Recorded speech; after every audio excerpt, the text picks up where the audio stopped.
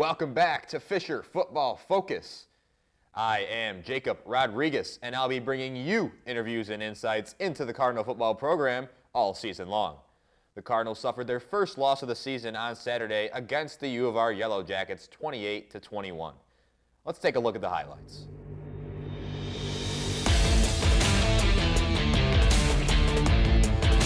Both teams start the game with punts. Victor Moran looking for a man in the end zone. It's tipped and picked off there by Trent Hill.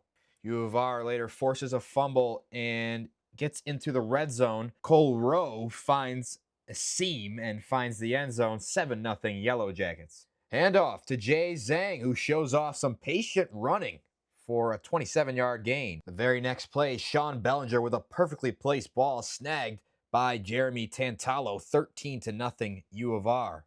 Fisher refused to go into the half, down 2 scores, going on a 65-yard touchdown drive to close out the second quarter.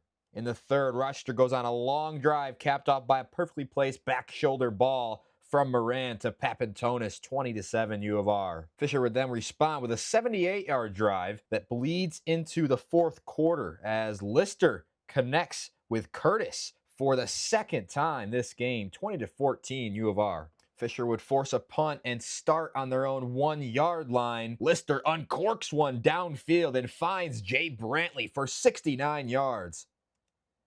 The short-handed Deontay Hall gets the ball and into the end zone, 21-20. Fisher takes their first lead of the game with 6 to play. U of R would march down the field as Moran finds Hill across the middle for 35 yards. U of R into the red zone. The next play, Moran to that back pylon finds Papantonis for the second time this game, and that would seal it.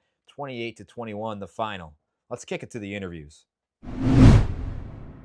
Joining us now for another episode of Fisher Football Focus is head coach Ed Raby. Coach, welcome back. Thanks for having me. So you're experiencing your first loss here as the head coach at Fisher. Tell us how tough it is to deal with a loss like this one where you had a lead with just 6 minutes to play. Yeah, obviously a tough loss for the guys. I think anytime you lose, it's never a good thing, right?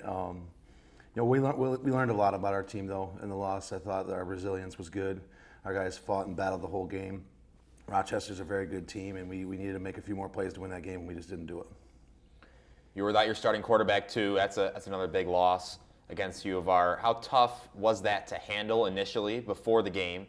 And most importantly, what does that say about your backup, Mason Lister, to step in and deliver such a strong performance, accounting for over 330 total yards and 2 touchdowns, and he took care of the ball too? Yeah, I mean, we kind of knew going in, Whitney got hurt in Tuesday's practice, so we were able to prepare a couple of guys to play potentially on Saturday. I think that really helped Mason.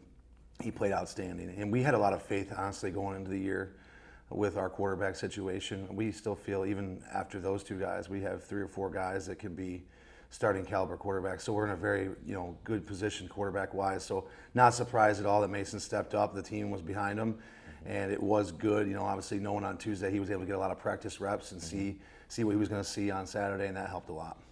Well, with Mason playing as well as he did, is it still an assumption that Ryan Whitney was going to be the starter going into Week 4? Mason's going to start this week. Okay.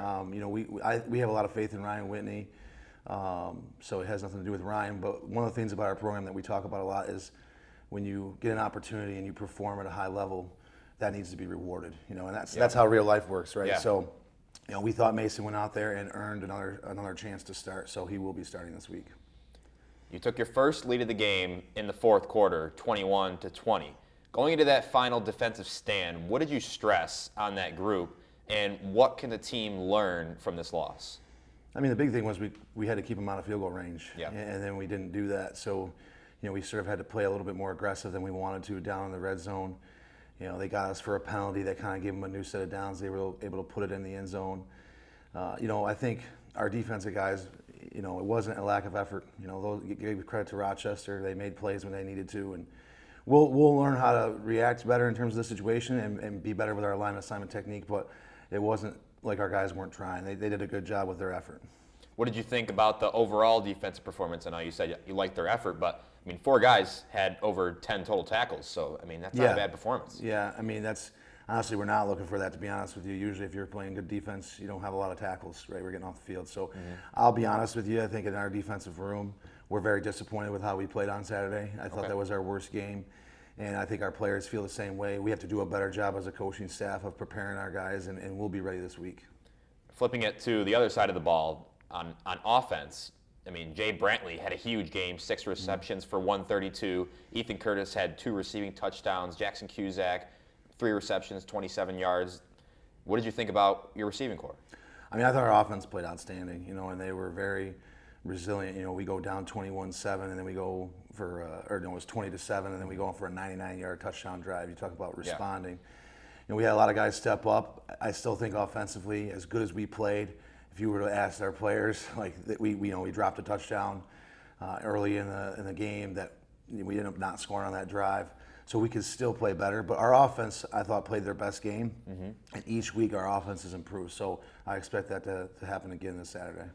And you've mentioned that you don't think that the program can be successful if they ride too high on wins and too low on losses.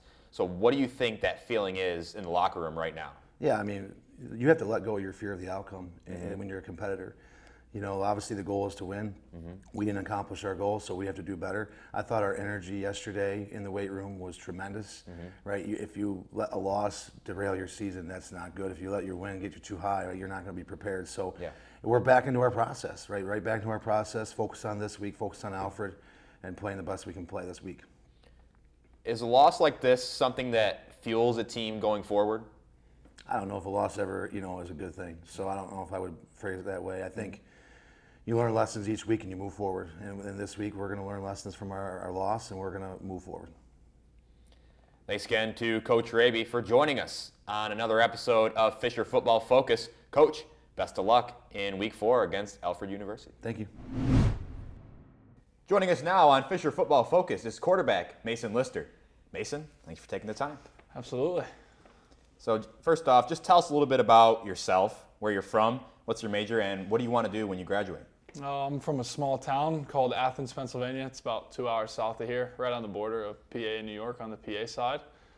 I'm majoring in sport management here at Fisher, and I haven't quite made up my mind of what I want to do for the rest of my life, but definitely in that realm, there's plenty of opportunities here at St. John Fisher, so I'm just going to follow whatever takes me to the promised land, wherever I can be satisfied and, have a job that I like doing, you know what I mean? Yeah. And last week you stepped in and delivered a great performance, over 330 total yards, 2 touchdowns, no turnovers, took care of the ball. And your first collegiate start, what was your mindset going into that game, and how do you evaluate your performance? Walking into that game, I was definitely a little nervous. I got the whole team, needs me to step up, be great. My family, obviously, they're the reason I'm here today.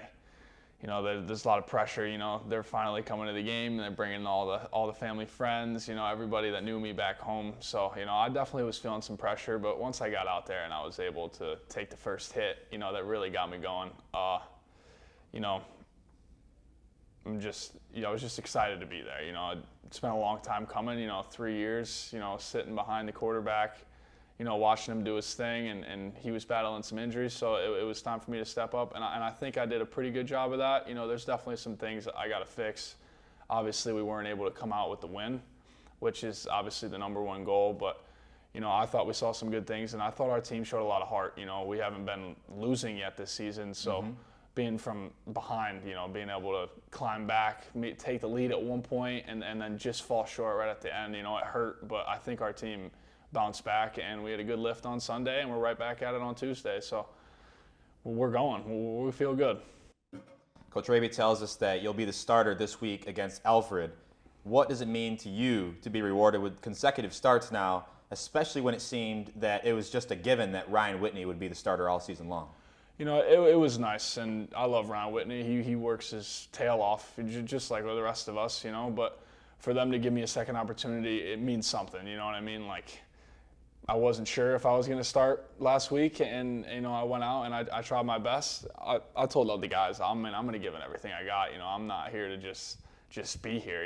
So yeah. I finally went out, and I think being rewarded with another start means they saw some true potential. That they saw something that maybe I didn't even see while I was playing. But watching the film, you know, I'm excited. I'm excited to see, you know, what a second start can do, what I can show everybody, and what this team can show everybody. Now that you are getting another start, do you feel any pressure to prove that you belong as this team's quarterback? I do. I think I'm capable of taking that role, and I think the guys, you know, they believe in me. You know, I think I showed them, you know, what I really have to offer, and that I will give everything, every ounce, blood, sweat, and tear to help this team win. And that's really the number one goal. You know, coming off a couple rough seasons, you know, we needed a good start, and we got a good start so far. So we just got to keep rolling. We start conference play this week, and this is where wins really matter. You know, we got to win. So I'm excited. I'm excited to play alongside these guys. You know, we put in a lot of work, so I think it's time. We're due to have a good season.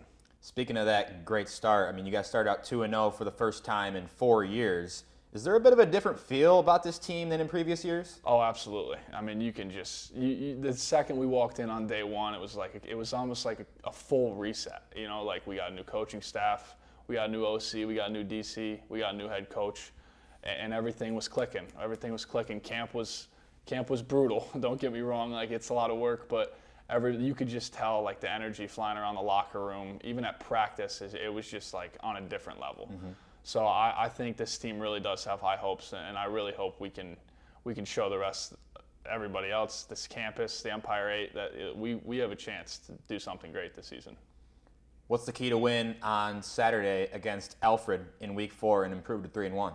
Honestly, the key to win is just executing our jobs. You know, going out there. I mean, we're ready. I think we're ready to go. Everybody knows that. We just got to follow, you know, what we're taught and what we're really here to do. You know, one play at a time, one snap at a time. Everybody believes in each other. Coaches believe in us. We believe in the coaches, which I think is a huge thing going into Week 4, Week 3.